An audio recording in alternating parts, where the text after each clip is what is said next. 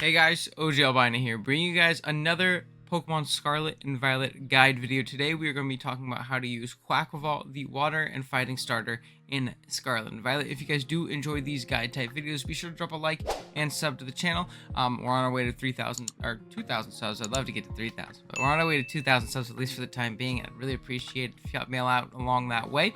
And let me know what Pokemon you want to see next. We've officially finished all the starters. I'm thinking about jumping into the Paradox Pokemon next, so let me know what you want to see next up. So yeah, with that being said, we can jump right into our buddy stats here, which is going to be on your screen. QUAQUAVAL is rocking out with a base stat total of 85 HP, 120 attack, 80 defense, 85 special attack, 75 speed def, and 85 speed. It has the abilities Torn, as per most starters do, water starters, and it has Moxie as a hidden ability, which is pretty darn incredible. Now, obviously, that is going to be the main lure of this thing, is being a strong physical attacker. 120 base attack is pretty darn incredible. It's really strong, especially when you take into account the very high base power moves that QUAQUAVAL has, which we'll talk about here in a second. Its ability to boost up either with things like Swords Dance and Bulk Up, or with just picking up KOs. Its other stats are a bit middling. 85 speed is solid enough. It does outspeed a lot of fatter things. I mean, think of, again, whenever I see an 85 speed team, people are like, man, that's slow. Think of something like a Nidoking, which is rocking out with base 85. Think of something like a Mamoswine with base 80. It's not going to be outspeeding everything in the game, but it is going to be outspeeding fat, bulkier, balanced builds, and it's really going to be able to thrive and take on those things. And it has solid natural bulk with a good defensive typing and water fighting. Water fighting is also pretty darn incredible offensively as well. So this thing is really set up to be just a strong physical breaker and even a physical sweeper in some instances. Now, with that thing being said, let's jump on to the different moves that it has. First, we'll start with some offensive options. Aqua Step is a new move here in Scarlet and Violet that is 80 base power, and it raises the user speed by 100% of the time. I believe this is the signature move of QUAQUAVAL, which is really nice in boosting up that mediocre-ish speed stat of 85, getting an instant +1 just for attacking on an 80 base power move, on top of it being stab and all that stuff, is pretty darn incredible. So that's really nice. We have Close Combat for a really strong fighting stab just to nuke through teams.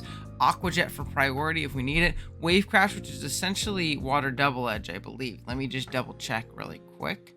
Sorry, yep, it is basically just water type double edge, which again can be really strong on potentially like choice band variants and things like that.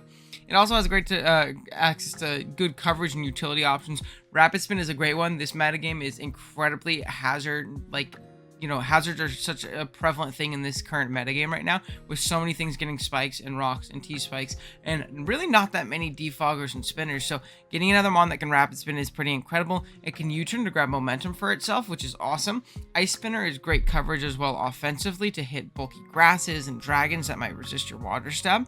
And Brave Bird is another great stab option to do the same thing and really break through those types of Pokemon, as well as bug types even if you really need to, if there's a really bulky bug in the meta, or if you're playing draft and it's there.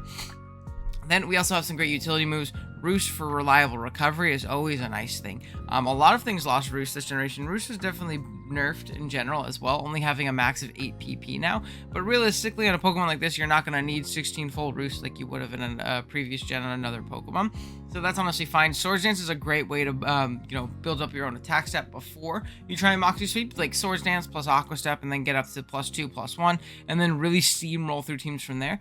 Encore is always a great tool to lock opponents into disadvantageous moves and give yourself proper offensive or defensive positioning and really be able to swing the game back in your favor. And Taunt does the same thing, stopping potential rocks or status or whatever it may be from coming your way.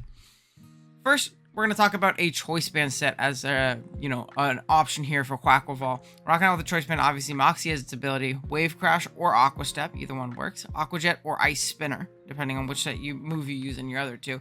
Close Combat and U-Turn. I think Close Combat and U-Turn are pretty much a given on this kind of set on any kind of choice variant. Wave Crash / Aqua Jet would be better if you're not really looking to boost your speed. You want the immediate power of Wave Crash to really just nuke through teams, and then an Aqua Jet to pick things off that might be faster than you. Aqua Step is going to be a way that you can kind of meet in the middle, still be very strong, still be a choice band variant, but you're going to be able to slowly boost your speed alongside doing that, which is nice. And Ice Spinner is good coverage for ice types, grass types, and things of the like that you couldn't normally afford otherwise, because of what you're rocking and your need for the double water stab. So it really depends on what your team needs and requires, but both are pretty darn viable options. Next up, we have a choice scarf set. Again, very much so the same. We're rocking out with Wave Crash, Aqua Step, Aqua Jet, or Ice Spinner, Close Combat, and U-Turn. Again, very much so the same.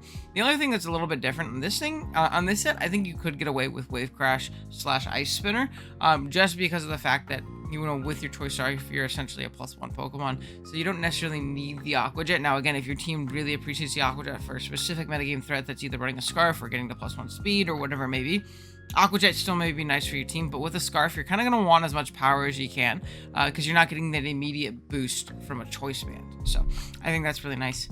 Next up, we also have a just Life Orb Swords Dancing set. We have Aqua Step, Swords Dance, Close Combat, and Ice Spinner. This set is really tough to deal with if it gets the ball rolling. Now, the issue is getting the ball rolling.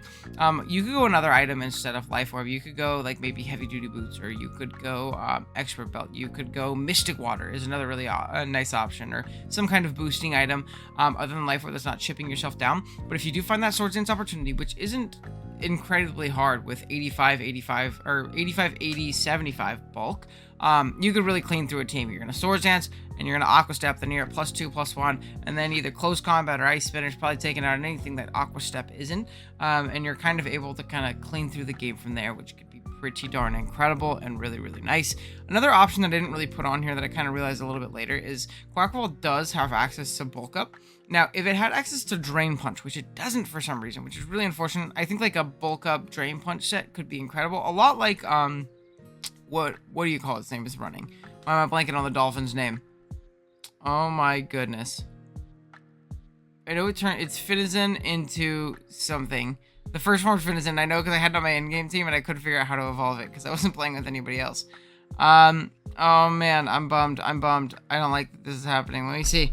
It's gonna bug me if I don't look it up, guys. I'm letting you know right now. Water. Where is it?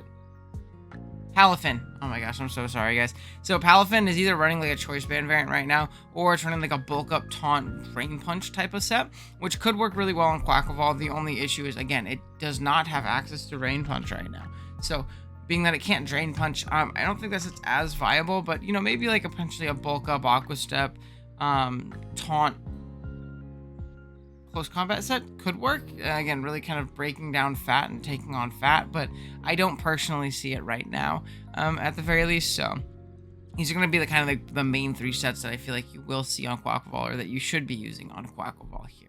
Now, as for Pokemon, yeah, because it's the last slide. As for Pokemon that pair well with QUAQUAVAL, offensive fighting types typically really appreciate having good offensive dark types on their team to break through resist that they don't currently appreciate, and one of which is going to be our good friend Chien-Pao, one of my favorite Pokemon to use in this metagame, and I think this is really cool because they kind of pair together. They break through things that each other don't appreciate, you know, fatter psychics and things like that, QUAQUAVAL doesn't appreciate, Chien-Pao does break through.